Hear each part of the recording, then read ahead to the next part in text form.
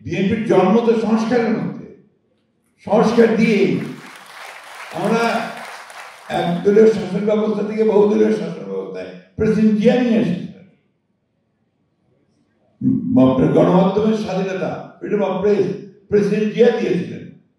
জনগণের মৌলিক স্বাধীনতা অধিকারগুলোকে স্বাধীনতা প্রেসিডেন্ট জিয়া দিয়েছিলেন। Madam presidential form of government থেকে পার্লামেন্টারি ফর্ম অফ গভর্নমেন্টে নিয়ে এসেছিলেন।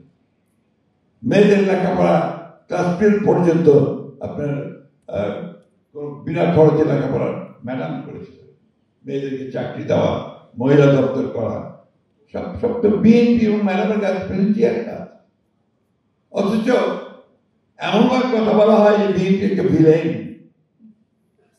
কিছু কিছু লোক বলার চেষ্টা করেন, আমি বিস্মিত হই। বাংলাদেশে যা কিছু ভালো হয়েছে সব বিএনপির হাত দিয়ে হয়েছে, জিয়াউর রহমানের হাত দিয়ে হয়েছে এবং দেশনেত্রী বেগম খালেদা জিয়ার হাত দিয়ে হয়েছে।